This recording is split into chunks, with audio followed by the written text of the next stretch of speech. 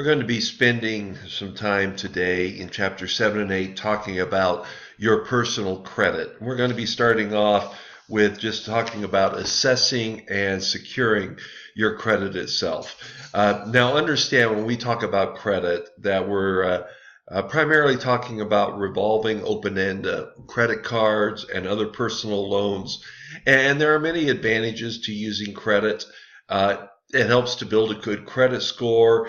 It eliminates the need for carrying cash when you have credit cards or writing checks.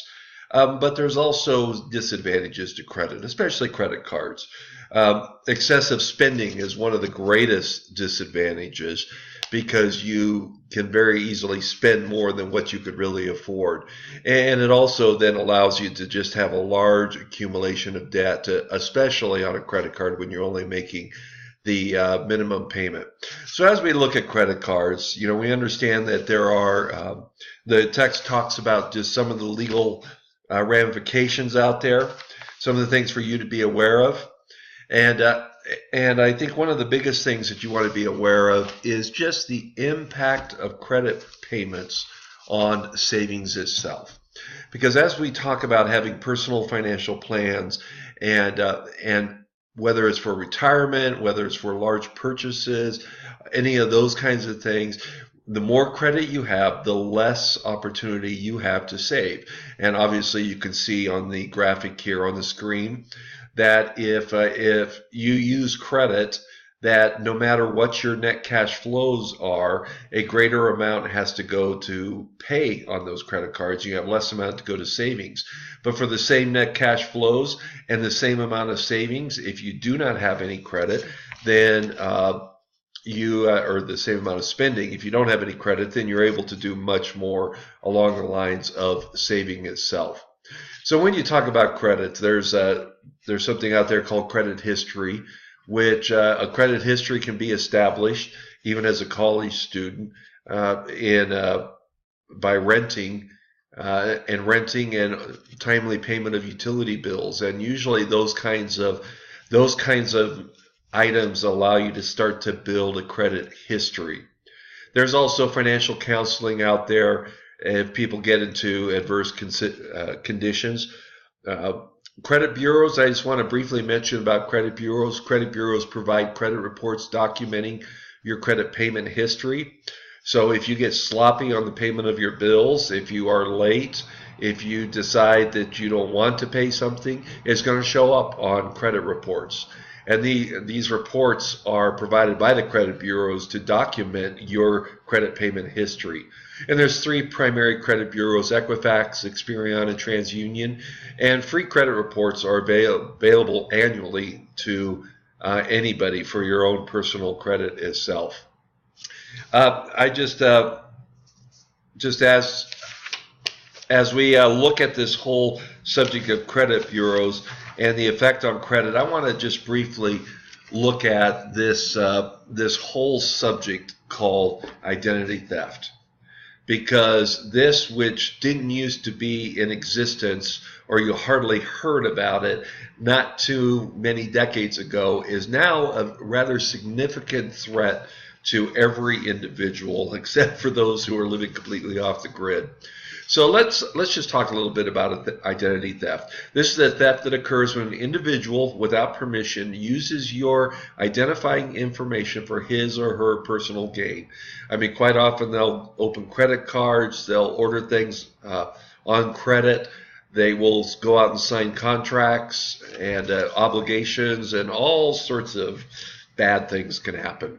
Their goal is usually to acquire money or goods, or to just establish a new identity for criminal purposes, so that if they go out and do engage in criminal activity and then the police come to investigate, it actually looks like you doing this.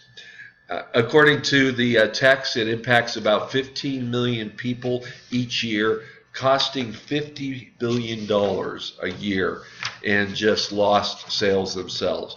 So the cost of identity theft for you, and don't think that there is no such thing as being completely free from identity theft, but the cost of identity theft, personal cost, is just feeling violated.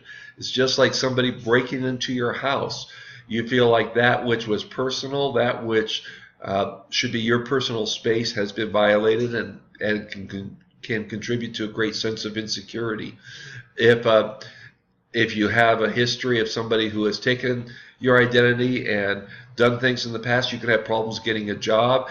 You can have debt collectors that are trying to knock down your door to try to get payment on debt that isn't yours. You might be turned down for credit.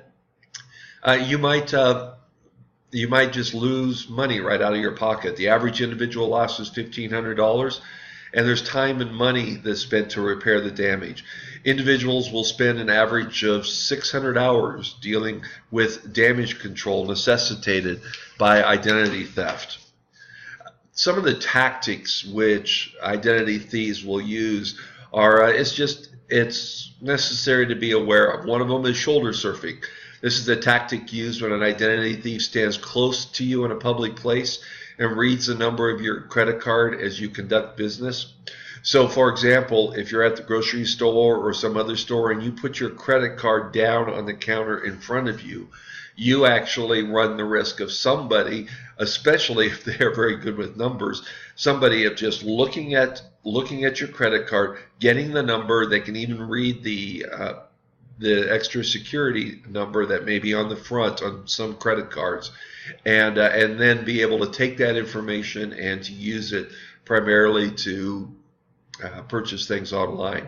There's what's called dumpster diving, which is a tactic where identity thieves go through your trash for discarded items that reveal personal information that can be used for fraudulent purposes. For example, if you throw anything out that's got your social security number on it, you now run the risk of somebody getting that and doing something bad with it, which is why on those kinds of documents you should always use a paper shredder on them. Other tactics that they'll use are what are called skimming, which is when a store employee steals your credit card number by copying the information contained in the magnetic strip on the card itself. There's pretexting, which is a tactic used when an identity thief poses as an employee of a company with which you conduct business to solicit your personal information. There's also a tactic called phishing, which is when pretexting happens online. Somebody comes back to you and sends you an email and says, I'm with such and such company, and we need you to verify your personal information. Please send it to us. Don't ever do that, ever. There's what's called farming, which is similar to phishing but targeted to larger audiences. That directs users to bogus websites to collect their personal information. One of the things out there is if you get an email from, even if it's your bank, and they're asking for that personal information over the email, don't ever give it to them, because a bank will never approach you, or even any other legitimate company will never approach you in that way. Might be abusing legitimate access to records, and again, this is when there's insiders who are deciding to try to work the system.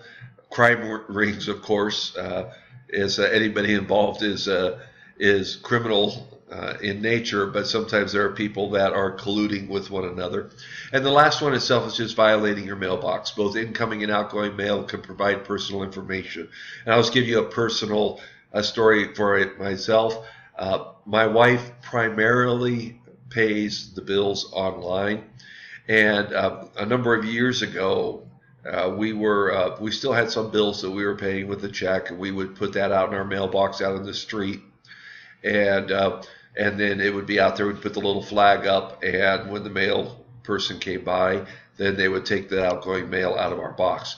Well, we discovered that all of a sudden my wife, who keeps pretty close tabs on just what's going on in the bank accounts, just periodically checking online, noticed that there were some large checks that all of a sudden were going out of our checking account. And as soon as she began to investigate, discovered that somebody had created some bogus checks of ours, and they were out there doing all sorts of transactions with them. And we immediately stopped it, and the bank reimbursed us. They were really great about reimbursing us for all those losses because we didn't have that many. I don't remember exactly, 4,000, 6,000, something like that, but it was enough. And what we discovered is that what they had done is just driving around looking for mailboxes with the little flags up and stealing what's the outgoing mail in the mailboxes, and they found an item with a check of ours that we were paying a bill, and they went out and duplicated the check and then created their own checks. So we don't, I mean, just about everything is online now anyway, but we don't put things out in a mailbox that anybody could access on that. So, you know, these kinds of things happen. And so I want to talk a little bit about just how to protect yourself. I mean, and most of this is just common sense type of stuff. But one of them is just to shield your personal information, whether you shield it at home, whether you shield it over your shoulders if you're standing in an ATM and you're punching in your security code at the ATM. Make sure there's not somebody standing in the line of sight close enough where they could see what you're doing. And that includes also at a grocery store if you're using a debit card or some other card that needs a PIN number associated. You should basically make sure that anything that has your Social Security number, including medical records. Medical records quite often have Social Security numbers on them. That you use a paper shredder. Do not have common sense. Don't have your Social Security number printed on your checks. Sometimes it makes sense to remove your name and address from phone directories. Install a locked mailbox or rent a P.O. box if you are having problems with respect to just potential mailbox theft. Shop online only through secured sites. In other words, if you have a company that you're buying from online and you're not really sure about that company, be very careful about buying online. Be suspicious of any phone call seeking personal information. Mail all bills with account information in a way that nobody else can access it. You should closely scrutinize your bank and credit card statements every time they come in. Don't just assume that everything is correct on there. Be careful about using your handheld devices or cell phones when ordering merchandise, because that's much more susceptible to theft. Be aware of delivery schedules. Right now, of course, you know, there's a lot of the news where people are stealing boxes, the front porch thieves. Never have personal checks delivered to your home. Protect your home computer from hackers. If you do not have Norton or McAfee or other kinds of antivirus programs on your computer, you have just left the door wide open. If you're going to be on vacation, have the mail held at the post office. Don't let things, especially if you have a mailbox that others can see, don't let things pile up. All of these things are really things that are just kind of common sense things. If you have a paycheck stub, make sure the paycheck stub does not have your Social Security number on it.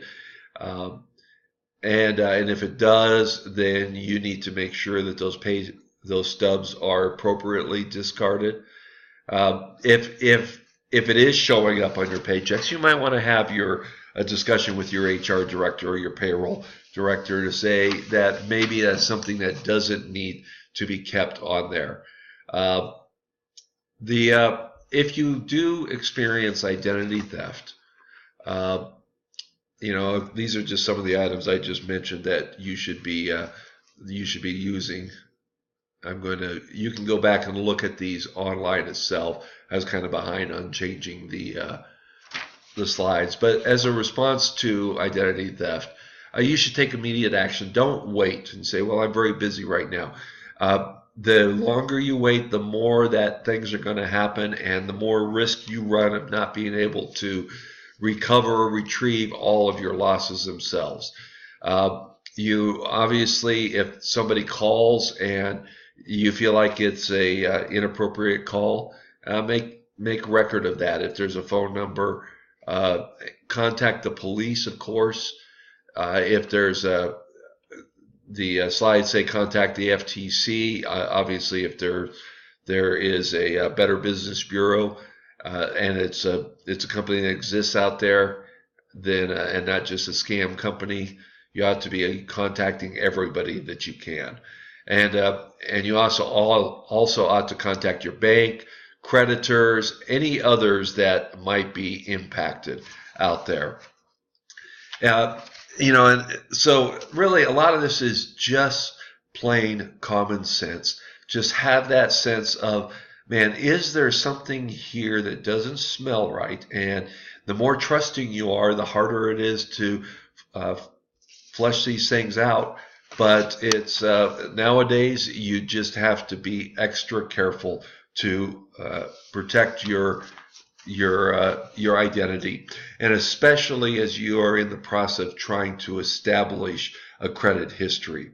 Well, let's talk a little bit about managing your credit, which is Chapter 8. And I really want to get into the subject of credit cards themselves, because credit cards are an area that, especially for younger folks, are an area that they find to be just a great thing to have in your wallet. And there are advantages to credit cards. No need to carry a large amount of cash, obviously. It's free financing as long as you pay in full each month. And we're going to talk about this a little bit more, because you need to understand if you do not pay it in full each month, then there are charges, and the use of that credit card can become very expensive very quickly. It also gives you a monthly statement for record keeping, and you can keep track of what your purchases are. There's some very obvious disadvantages. You can make purchases that you can't afford because it's so easy. It allows you to spend beyond your means, and you can very quickly, things can spin out of control. And that excessive spending can continue even into the future, even if you're making minimum payments. Because a credit card will just let you continue to spend and spend and spend all the way up to your credit limit that they've given you. So the credit cards themselves, when you apply for credit, obviously they're going to ask for all sorts of personal information. And you're including income levels, existing debt levels, those kinds of things. One of the things that I would strongly recommend is, if you get a solicitation for a credit card in the mail, that you just kind of have in the back of your mind that you're always going to tear that up, and that you are not going to take advantage of that. There are a lot of different kinds of credit cards that are out there, different kinds that you'll get solicitation for. Of course, the most popular are MasterCard, Visa, and American Express. MasterCard and Visa allow financing. Most American Express cards require payment in full, but to get an American Express card, usually you have to have a better credit rating, credit history out there. There's also retail credit cards, proprietary credit cards, whether it's Home Depot credit cards or Target, or just about all of those large retailers have some sort of credit card. There's also gas stations will have credit cards, and usually these proprietary credit cards just limit purchases to a single merchant. The credit limit is the maximum amount of credit that's allowed to be put onto that card. Some credit cards will have overdraft protection, just like a checking account. Well, they'll allow you to do purchases beyond that. Almost all credit cards have an annual fee associated with it, and quite often there's incentive to use those cards, especially things like gold cards and platinum cards, where the banks or other institutions that are actually issuing those cards want you to continue to use their cards. When it comes to credit cards, there's a term out there called grace period, which is just the period of time between when you actually use the card, purchase the card, and when payment is due. Now, interest rates themselves are something that you have to be very aware of on cards because most interest rates out there are relatively high on credit cards. Proprietary cards may be lower, but when you get into the MasterCards and Visas, the interest rate can be anywhere from 14 all the way up to 24%. You just need to be aware of interest rates. Also, be aware of introductory period interest rates because they may say, well, there's 0% interest for the first 12 months. And but then after 12 months, it kicks into whatever their contractual interest rate is, which is probably 18% plus itself.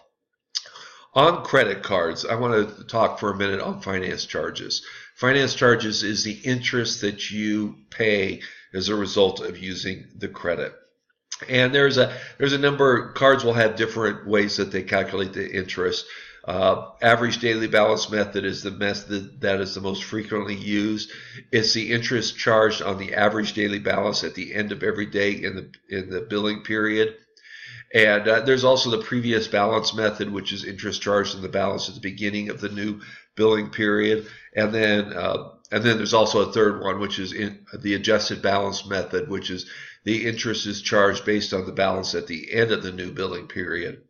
One of the things I just want to go back and just so that you understand how credit cards work with respect to them making lots of money in a credit card is the average daily balance method, which is the most frequently used one. Is a lot of times people think that, well, if I pay the minimum balance and or I don't pay it off completely if I have some sort of balance, even if it's still if I have $1,000 of purchases and I was able to pay off $900 of it and I only have $100 at the end of the month, but the next month I again make another $1,000 of purchases and I'm able to pay off $1,000, but I still have $100 owed at the end of the month. The average daily balance method, because you had a balance at the beginning of the period, it will kick into charging interest even on your purchases that you pay off by the end of the period. And so this is one of the reasons why credit card companies want you to use the credit card, why they make it easy for you not to pay it off at the end of the month, is because they have a way of making significant amounts of money off of you for using the credit card itself. Credit cards by their nature is not cheap credit. It is a very expensive way of financing purchases. In fact, and I've got a separate video for you to watch that is kind of really back as part of what the discussion forum is, but just talks about just some uses of credit card and tips, and I'll mention a few of them a little bit later. One of the things that you ought to be aware of is when you're estimating credit repayment, especially if you're going through and you are doing budgets and things like that, there's simple interest rate is used, which is the percentage of credit that must be paid as interest on an annual basis. But sometimes cards will also talk about APR, which is your annual percentage rate. This is the simple interest rate, including any fees charged by the creditor. And the reason you need to understand those terms is a lot of times you need that to compare between potential lenders or potential credit card issuers. The impact of the interest rate on the amount you owe, obviously the larger the interest rate, the higher the interest payments are going to be. And again, it's also is there's going to be an impact on the length of time it takes to pay that back, whether it's credit cards or whether it's other kinds of loans that you are involved in. For credit card, statements typically are sent at the end of the billing cycle. And statements, if you ever looked at a statement, it's got the previous balance, and the healthiest person has a previous balance of 0, which means at the beginning of the period they paid off whatever they had before. It'll show you purchases, advances, cash advances. It'll show you payments, finance charges. It'll show you the new balance you owe. It'll also indicate what the minimum balance is. You need to get in the habit of just disregarding the minimum balance and paying the balance in total itself. You should always scrutinize, as I said before, you should always scrutinize your statement for any sort of errors. And if you have items on there that you do not know what they are, there is a number on the statement for you to make that inquiry as to what it is. And quite often you'll see the name of a company on there that you may not recognize, but quite often the actual company name itself may be doing business under a different name. And so when you ask and you make the inquiry, you find out that, oh, this XYZ company was really this store that I went and bought something from, or it was this company that I bought online, and you find out it was a legitimate item. But sometimes you can find that there are not legitimate items. Dispute any items. If you just can't get a good answer on it, don't automatically assume that the problem must be on your end. Dispute it, and this forces the credit card company to then go out and to research the item and to get back to you with respect to what that item was. And then you can determine the legitimacy of that item. Just some tips on using credit cards. Use a credit card only if you can cover the bill. I can't stress this enough. Use the credit card as if it were cash. You don't want to, as for example, for myself, I only have a couple of credit cards in my wallet. I've got a Visa card and I've got an American Express card. And that's really all I need. Actually, I have a MasterCard also. So every once in a while, I'll find that Visa or American Express is not taken. But it also gives me some flexibility for when I travel. But one of the things is when I go to fill up the gas tank or I go to the grocery store, I don't want to have a big wad of bills in my pocket or in my wallet. And I use it just like I have cash. And I impose that particular self-discipline on myself. Just because a credit card company comes out and says we want to raise your credit limit, they're raising your credit limit because they want to sucker you in essence. They want to encourage you to go out and to spend more than what you actually can afford to do. And this is why you'll even get unsolicited credit card in the mail. It's because they want you to go out and buy more than what you can afford to pay off, so you can then have balances that are carried forward where they can start charging this exorbitant interest rate. If you find that the economy is weakening and your credit gets contracted, let it get contracted. One of the things about credit card bills is very rarely should you be putting the money anywhere else other than taking care of the credit card bill. So for example, if you have a balance that you owe on a credit card and your stockbroker calls and says, I got a hot deal for you. You need to invest in this stock right now, but you are still paying interest in a credit card, always pay the credit card off first. If you have an auto loan, if you have mortgage payments, if you have other loans, more than likely the effective interest rate on those things are going to be less than the credit card, so pay the credit card off. Also, you really need to avoid credit repair services. That really messes up with your credit rating. You hear these commercials about it's your right to basically have credit written off, but the problem is you go down that path and you now have a black mark on your name that will stay with you for years and years and years, that will affect your ability to get additional loans if you want to buy a house, if you want to buy a car. It will really mess things up. So do everything you can to avoid credit repair services. Always go to a financial counselor, a reputable financial counselor, and they can help you to come up with a working plan to take care of your credit itself, and you don't have to use the gimmickies of some of these credit repair services themselves. Next time, as we continue to get together, we're going to talk about credit and personal loans. Until next time.